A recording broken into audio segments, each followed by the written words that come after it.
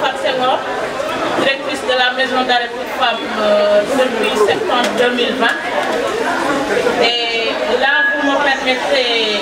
avant tout, chers invités de No Stress Land, chers collègues, permettez-moi d'abord, à l'entame de mon propos,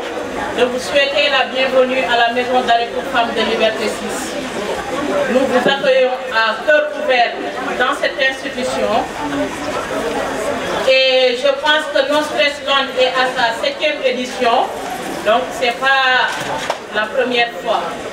Mais pour la nouvelle équipe, c'est à sa première fois. Donc les 6 ans, on n'était pas sur place et donc c'est notre baptême de feu avec No Stress Land. Maintenant, c'est juste pour rappeler les missions de l'administration pénitentiaire qui sont la sécurité et la préparation à la réinsertion sociale. Pour la première mission, là ça incombe directement à l'administration pénitentiaire, mais pour la seconde mission, on a besoin de bonne volonté, comme No Stress Land et d'autres personnes, pour réussir cette mission, qui n'est pas si facile. Et pour cela, nous remercions M. Sanou Ndiaye de No Stress Land avec toute son équipe. Donc, ce geste qui est un geste à portée hautement humanitaire et social, vraiment nous magnifions ce geste et prions Dieu pour que les centimes qui ont été dépensés pour contribuer à cette journée soient multipliés au centuple, que Dieu vous le rende au centuple, qu'il vous accorde longue vie et santé, qu'il vous protège et guide vos familles respectives. Et pour nos pensionnaires aussi qui sont là, nous prions que Dieu leur sorte le plus vite possible et que ce soit le meilleur pour elles et pour leur famille. tey nag dañ fi ñëw def li nga xamante ne dañ ko mooy li nga xam ne yàlla dafa dogal ñu séxal ko ak suñu jigéen ñi nga xamante ne ñoom la caabi ci gannaaw lii mooy juróom-ñaari at ñu fi ñëw loolu moo waral 2018 colonel Bokandé déggoo ñu médaille d'honneur administration pénitentiaire léegi woon loolu ñu fi ñëw benn at muy 2015 ñu xool tooy lool jàpp ñi wowul yëpp si loolu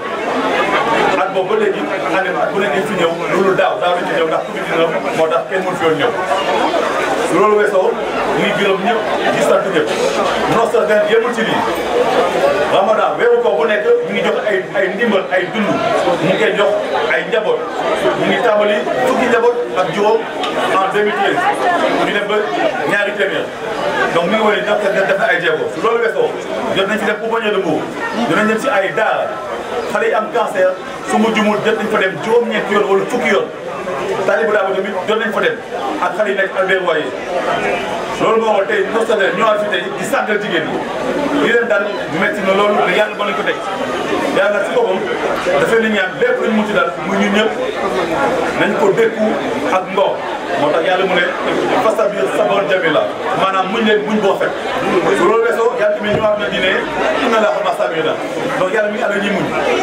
loolu nag dëgg bu kawe la ñu ñaan yàlla mu yéen ak ñun yàlla may ñu ko yàlla def yéen ngeen fi yàlla jëlee leen fii nu mu gën a gaawee ñu ngi sant ñëpp ñu ngi gërëm ñëpp ñu ngi jaajëfal ñëpp don yi nag tey li ñu joxe ci don yi tabaarkalla takku na sakkan na bëri na tabaarkalla macha allah lépp li nga xamante jigéen moom lay jëfandikoo moom la ngeen indil tey loolu weesoo jot indi nañ leen garabu saak bu loolu weesoo indi nañ leen ndekki bu neex nag ndekki boo xamante ne dañuy jàpp ni benn la fi ñëw si at bi il faut nekk exception mais dañu war a jàpp ni ñoom caabi fettu leen gannaaw dañuy am liberté moo tax ñu woowee ko journée de la femme en détention wala ñu woowee ko No Stress Day bés bi nga xamante ne ñoom seen xol dafay féex su loolu weesoo tamit indi nañ leen ay outils yi nga xamante ni moom lañ jëfandikoo seen salon parce que xale yi jigéen ñi dañuy am salon de coiffure dañuy ñëw tamit donc lépp nga xam ne dañu ko soxla pour salon de coiffure ay à fois ay maquillage ay yu mel noonu loolu la ñu indil.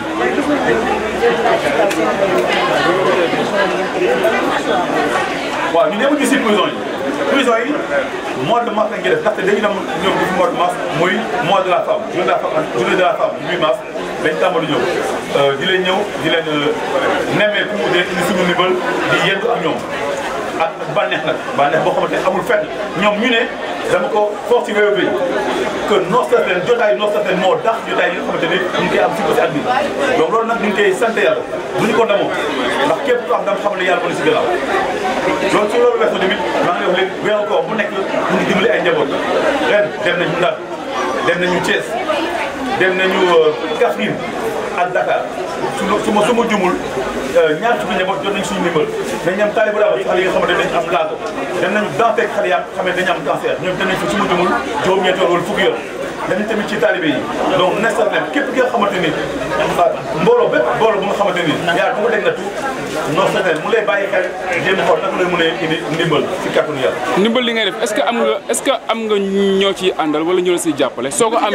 amee loo leen di wax ñu ma ci jàppale mooy dëggantaan société yi damay bañ a publicité comme yeneen kee benn mais dëggantaan nag xam nga wolof ñaay dafa ne ku bëgg a ñëw waa dëgg sa gannaaw da ngaa gis sa kanam ñun ci njëlbeen ñoo ci tàmbali ci indi suñu dërëm mu am ñu si gis nag ne ñoom dañuy ci jàppale ay yenn sociétés yi. non vas-y am na bon ka commencé jàppale ñu deux ans si ma liggéey jàppale ñu Aridim ay dons yu bëri macha allah arla mel nañu meew compagnie sucrière wér këpp di mel ñu ay dons yu bëri Famati comment dirais électrostore mel nañu ay non Lazare Rebelle à Sénégal automobile ren pour la première fois nañu jàppale ñu c'est la première fois indi ay dons yu takku ñu si gannaaw ak Sénico ci loolu weesu tamit yéen presse bi